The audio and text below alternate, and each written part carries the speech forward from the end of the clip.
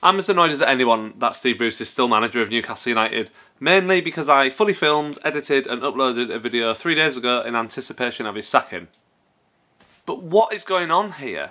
Why have the new owners not sacked him immediately? As disappointing as it is, in all likelihood Bruce will still be in charge at St James's Park on Sunday, and we still have to not get too frustrated about this, even though as a set of fans I think we're pretty much in agreement it's not what we want at all. Bear with me though. We've waited 14 years to get rid of Ashley, so we can wait a few days longer to get rid of Steve Bruce, even if it'll take a little bit of the shine off Sunday's match. We all want this brave new dawn to be a revolution, and it will be. However, thinking with a level head, I think there's probably genuine reasons why Bruce hasn't gone immediately. Sometimes as fans, we want things done instantly, but this isn't a Football Manager simulation, this is real life, and sometimes things are more complicated than simply sacking everyone with a link to the old boss immediately, even if, as fans, that's our first priority, because we know that Bruce is such a huge part of the problem that we have. But don't fret. Bruce's time will come to an end soon, but let's give the new owners the benefit of the doubt here before we start getting visibly agitated by it. The scale and scope of their job is probably bigger than even they realised once they walked into St James's Park last week for the very first time. Ashley has left a damaged shell of a club and they have a lot of stuff to sort out really quickly, and they will be prioritising things accordingly. Just to be absolutely unequivocally clear here, I am of the opinion that Bruce's presence on Sunday is not going to be welcome, and I can envisage a scenario where, despite everyone being very happy, the crowd turning on him, especially if we go behind at any point in the match.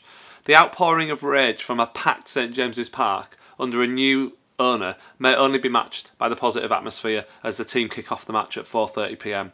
This would not be a good look for Newcastle United and its fans, and I kind of hope that the new owners would have realised just how toxic the relationship between Bruce and the supporters is. It surprises me that they haven't gone out of their way to get rid immediately. However, as I said, they may have genuinely good intentions, in their minds at least, as to why Bruce is still employed at this point. One reason we're hearing is that perhaps the Saudis don't understand why you'd sack someone without having a replacement ready to go, which I suppose at least gives us a clue perhaps as to how they're going to approach the managerial situation going forward. Lots of people have been discussing whether or not the new owners would go for a caretaker manager for a while, or whether they'd appoint someone until the end of the season just to see us through and maybe keep us up, before then picking from a wider pool of available managers. This route would also obviously avoid the possible dodgy scenario where they upset another club by poaching their manager mid-season. However, it seems that these aren't the routes that they're looking at taking, and that whenever Bruce is finally given his marching orders,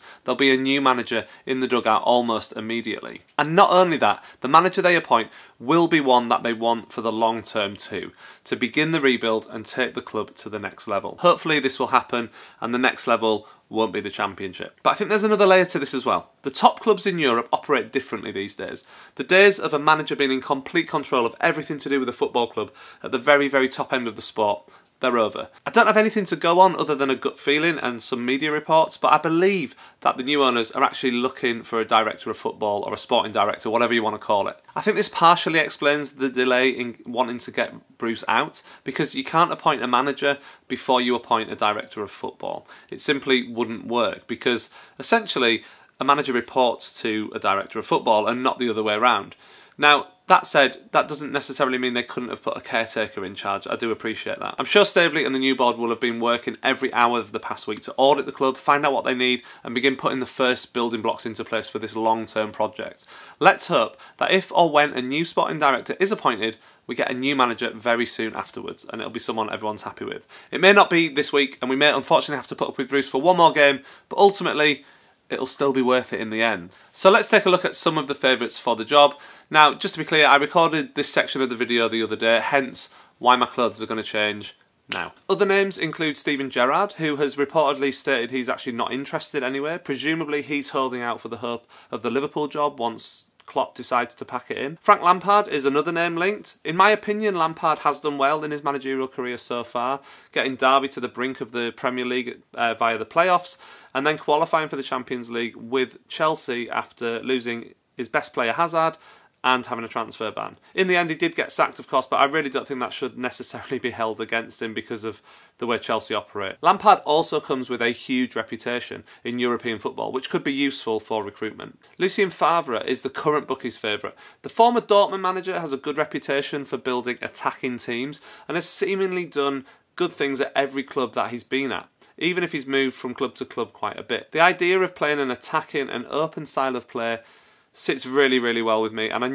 know that it will with a lot of Newcastle fans too, I have to be honest. Roberto Martinez is another who plays attacking football and is linked, but is frequently criticised for his team's defensive ability or inability. I don't know whether that's a little harsh. I've not really looked at the data and the facts on that, but to be honest, he's not someone who really excites me personally anyway. There's also a couple of managers currently with Premier League clubs that are linked heavily. Brendan Rodgers would probably be the most heavily linked out of those two. He's currently at Leicester, and I have to say, in my opinion, he has done a very good job. He has improved every club he's been at. He also plays an attractive brand of football, as does Graham Potter at Brighton. His reputation is excellent, and he has done good things at Brighton over the past season. However, his body of work is still quite small, and judging someone on such a small sample size for what would be such a massive role is massively risky. But then I can also see why he may be an exciting gamble, as, like Rodgers, he does come with Premier League experience. And as we know from past experience, having Premier League experience is often quite a good thing. Although you could argue the opposite when you look at Steve Bruce, who's got a lot of Premier League experience and he's awful. However, I just don't think the new owners will want to gamble, so they'll want to be as certain as possible that they have someone who will raise the club quickly and that they can rely on. And some other names that have also been linked include former Newcastle boss Rafa Benitez, who is currently at Everton, Roberto Mancini, Zinedine Zidane, and England boss Gareth Southgate too. So, who would you fancy out of that lot? Or is there someone else that I haven't mentioned that you would prefer instead? Thank you very much for watching. If you enjoyed this video, please hit the like button. That really helps spread the video to other people. And I'll see you really soon for another video.